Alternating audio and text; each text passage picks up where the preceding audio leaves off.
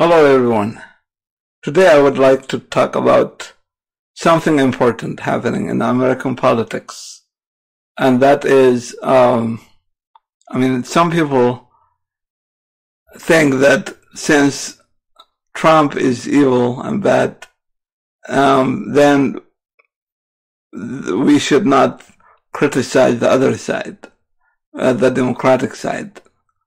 For example, and I want to criticize Representative Ilhan Omar and Rashida Tlaib. And since I have a Middle Eastern background and I speak Arabic fluently, I know what's wrong with the picture here, what's going on in American politics. I think that Trump, the racist, and his fellow racists benefit from these two ladies, from Ilhan Omar and Rashida Tlaib. I don't know why both of them only criticize Israel and attack Israel. But they never or rarely talk about Islamic countries or Arab countries where you see dictators and tyrants and terrorists killing people everywhere. For example, Rashida Tlaib, which has Palestinian origin, and nothing wrong with that, of course, because every American is somehow an immigrant in the end. So somehow we have some roots that end somewhere. So nothing wrong with that. But when you let these roots affect your political opinions, and you should remember as a representative that you are not representing your original country here. You represent the American people here. What we need here in America, what are our interests as American people, our country, what does America need?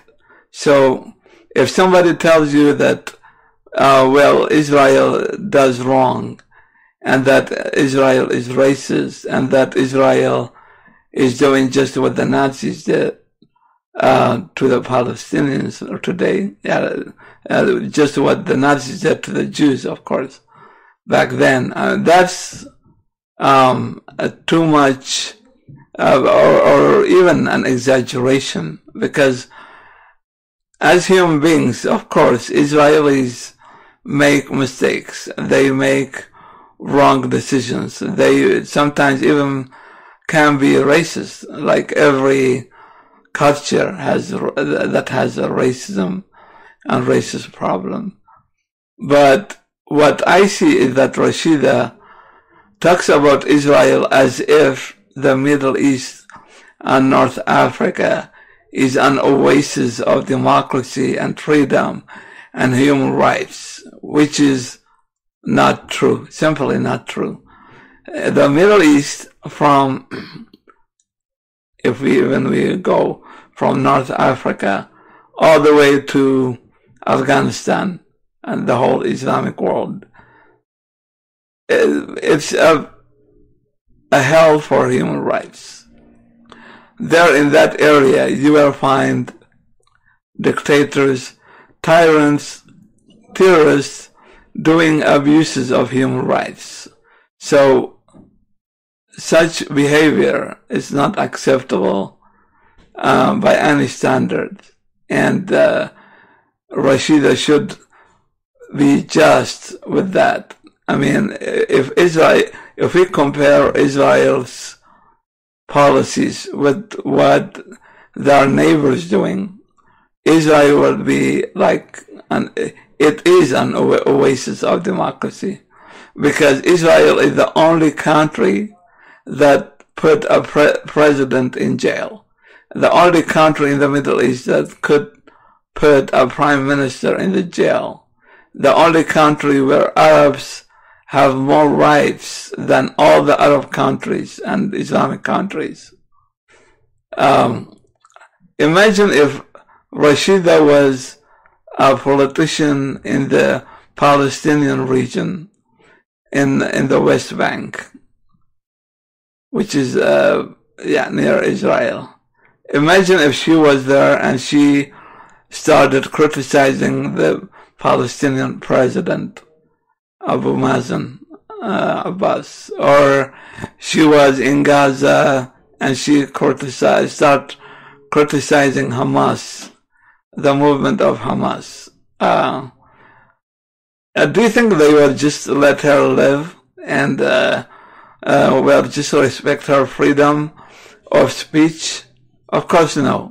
They will certainly attack her either or finish her off and do something about it, because such culture lives in a great deal of dictatorship. I am from the Middle East and I know how things work there. For example, the Palestinian territories has the highest rate of honor killings and violence against women, for example. Even recently, a man killed his own sister with all the barbarity available, just because she went out with her fiance. Yeah, like the guy was her fiance, and yet he decided to kill her in a horrendous way. I mean, that's the ugliest thing can be. Somebody kills his own sister just for being herself and free. So Rashida Tlaib should talk about these issues. If you want the Palestinian people to get their own rights and be respected as human beings, you should go there and teach the world about how the Palestinian people are suffering from their own dictators and terrorists. The Palestinian people suffer from their own culture, which is a culture very backward and belongs to the ages of barbarity, or just like Europe in the Dark Ages. So if you go study at any school, like the European history of medieval ages, you will find the same barbarity of something that is happening there right now. So Trump, the racist, he benefits from this hypocrisy. He benefits from Ilhan Omar and from Rashida, because if they are hypocrite and they don't talk about the terrorists and the tyrants in the Middle East, of course Donald Trump, the Nazi figure here, he benefits from that, and he will tell people, you see, they are hypocrite. They don't talk about those guys. They only talk about Israel. So he benefits from this.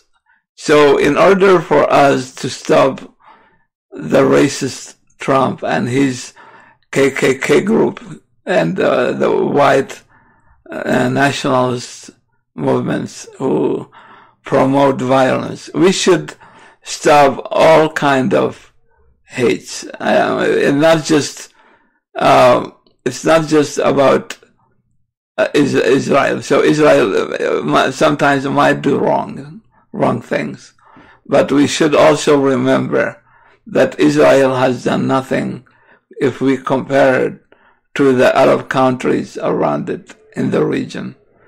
For example, torture is very common in all the neighboring countries around Israel. In Egypt, in Jordan, Syria is, of course, like a haven for that.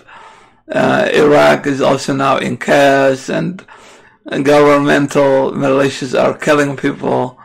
Saudi Arabia cut heads without any, nobody talks about it. Like Trump, he claims every day that he loves Saudi Arabia and he's okay with it. So those guys are hypocrites on both sides. There are hypocrites on the Democratic side as there are hypocrites on the Republican side. But I would say here that Christians are following the steps of Muslims. In the Islamic world, all these countries are collapsing and going down for one reason, and that is because they mix religion with politics. And Republicans are doing just that now. They are supporting putting more religion in politics, which is not good, of course. So I ask you, Ms. Tlaib and Ms. Omar, I hope you guys, you both, be more open and criticize the Arab tyrants more openly, and to show people that you are just, and just close the door in Trump's face, because he is a tyrant who wants to benefit from this hypocrisy.